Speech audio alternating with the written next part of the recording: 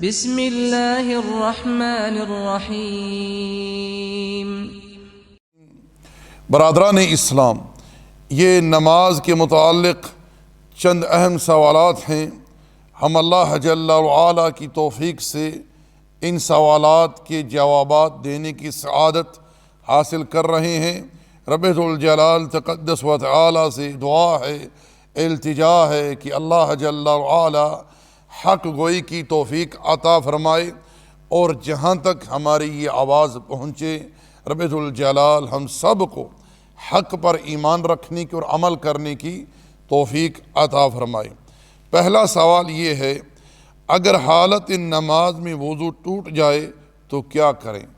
اگر کسی شخص کا نماز کی حالت میں وضو ٹوٹ گیا ہے، وہ تب تک نماز نہ توڑے جب تک اسے یقین نہ ہو جائے۔ مجرد وسوسہ آیا ہے، شبہ کی بنا پر وہ نماز نہ توڑے۔ اللہ کے رسول علیہ السلام نے یقین کی دو علامتیں بتلائی ہیں۔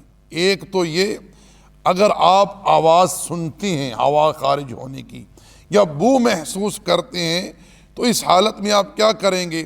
ناک پر ہاتھ رکھتے ہوئے نماز سے نکل جائیں گے، نماز سے نکل جائیں گے۔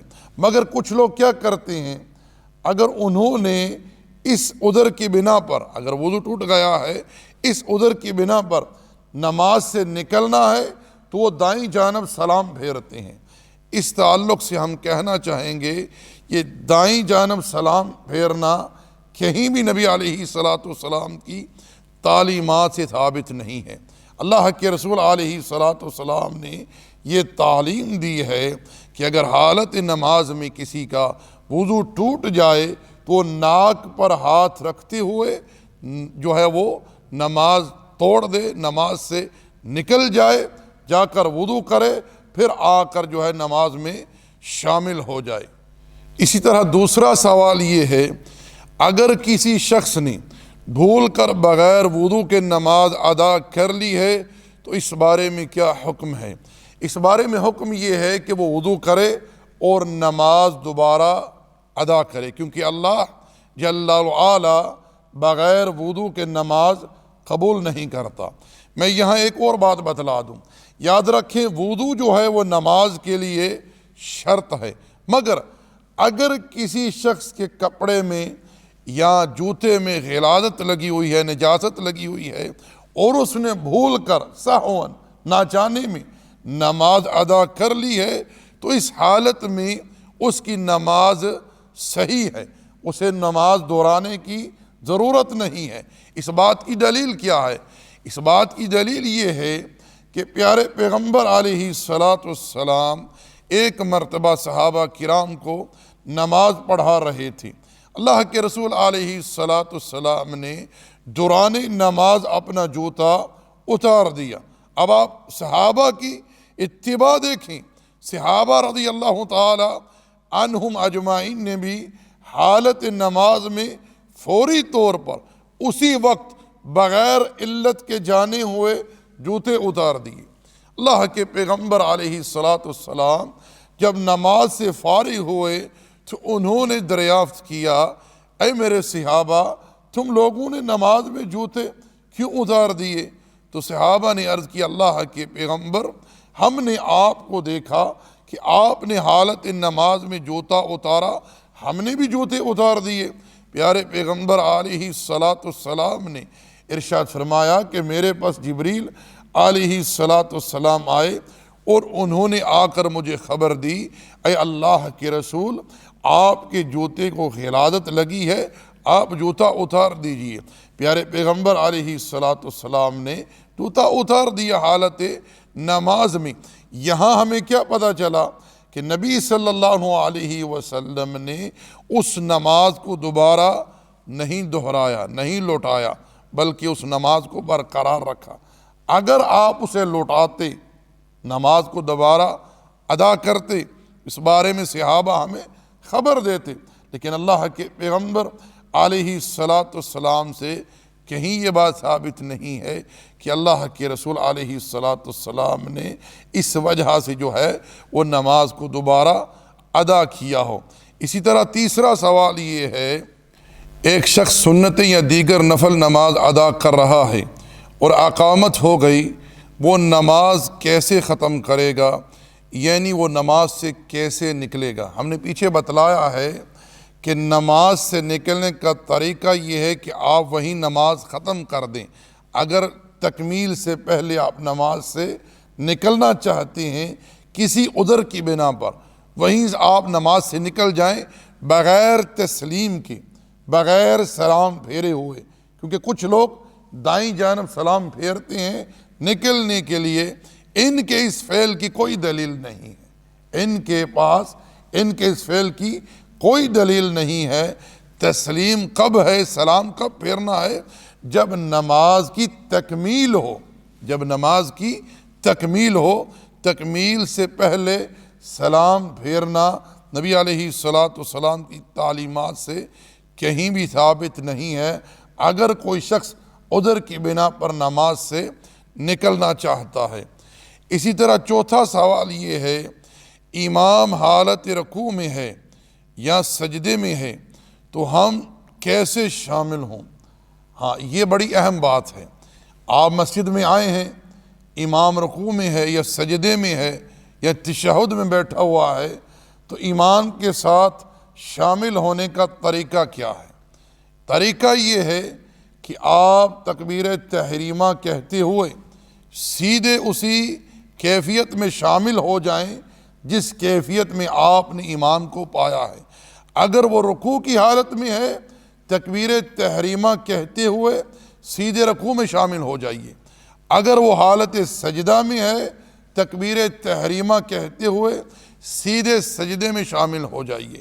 اگر وہ تشہد میں بیٹھا ہے تو تکبیر تحریمہ کہتے ہوئے سیدھا تشہد میں شامل ہو جائیے۔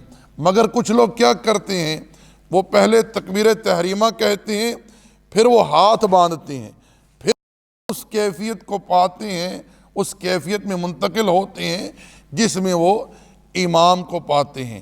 حالانکہ ان کے اس فعل کی ان کے پاس کوئی دلیل نہیں ہے کہ آپ مسجد میں آئے ہیں، امام رکوع میں ہے یا سجدے میں ہے یا تشہد میں ہے، آپ پہلے تکبیر تحریمہ کہیں، پھر یہاں ہاتھ باندھیں، پھر جو ہے آگے اس کیفیت کو پا لیں، شامل ہو جائیں جس میں آپ نے امام کو پایا ہے۔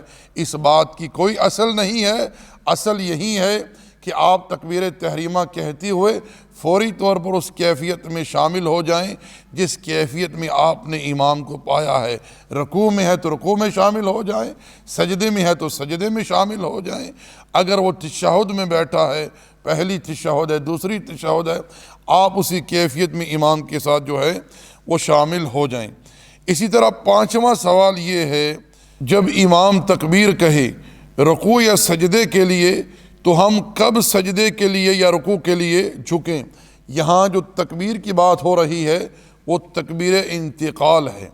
یاد رکھیں، جب امام تکبیر کہتا ہے رکوع میں جانے کے لیے یا سجدہ میں جانے کے لیے، آپ تب تک نہیں جھکیں گے، نہ ہی رکوع کے لیے نہ ہی سجدے کے لیے، جب تک امام اس کیفیت میں چلا نہ جائے۔ مگر بہت سارے لوگ جلد بازی کرتے ہیں، وہ جیسے ہی سنتے ہیں امام کی زبان سے اللہ اکبر، وہ امام کے رکوع میں جانے سے پہلے، سجدے میں جانے سے پہلے امام سے سبقت لے جاتے ہیں۔ حالانکہ رسول اللہ صلی اللہ علیہ وسلم کا ارشاد ہے کہ امام اس لیے بنایا گیا ہے کہ اس کی اقتداء کی جائے، اتباع کی جائے، نہ کہ اس پر سبقت لی جائے۔ اللہ کے پیغمبر نے امام پر سبقت لینے سے منع فرمایا ہے۔ صحابہ کرام فرماتے ہیں کہ جب پیارے پیغمبر علیہ السلام سجدے کے لیے تکبیر کہتے، ہم میں سے کوئی سجدے کے لیے نہیں جھکتا جب تک کہ اللہ کے پیغمبر اپنی پیشانی سجدے میں رکھ نہ دیتے۔ غور کیجئے، جب امام رکوع میں چلا جائے یا سجدے میں پیشانی رکھ دے سجدے کے لیے، پھر جو ہے آپ رکوع میں یا سجدے میں جھکیں۔ پاس ہے میرے، اسی طرح کچھ لوگوں کو ہم نے دیکھا ہے، جیسے امام فقط السلام علیکم کہتا ہے وہ امام سے پہلے سلام پھیر کر جو ہے وہ بائیں جانب بھی چلے جاتے ہیں؟ نہیں، امام کی اقتداء کریں، امام جب بائیں جانب سلام پھیرے پھر آپ دائیں جانب پھیریں، امام کے پیچھے رہیں، اقتداء کریں، اتباع کریں، کیونکہ یہ پیارے پیغمبر علیہ السلام کا حکم ہے۔ اللہ جل وعلا ہم سب کو صحیح سمجھ عطا فرمائے۔ اور آخر میں بطور گزارش کہ یہ بات کہنا چاہتا ہوں کہ اگر آپ احباب یہ مناسب سمجھتے ہیں کہ یہ باتیں مفید ہیں ہماری اصلاح کے لیے، دیگر لوگوں کی اصلاح کے لیے، تو فقط اللہ جل وعلا کی خوشنودی کے لیے، اللہ جل وعلا کی خوشنودی کے لیے ان باتوں کو آگے دوسرے لوگوں تک پہنچانے میں ہماری معاونت کریں، انہیں آگے شیئر کر دیں، آگے پہنچا دیں۔ ہو سکتا ہے کہ رب ذوالجلال کسی کو اپنے فضل و احسان سے نفع عطا فرما دے۔ وما علینا الا البلاغ، وصلی اللہ علی نبینا محمد وعلی آلہ وصحبہ اجمعین۔ جزاکم اللہ خیر۔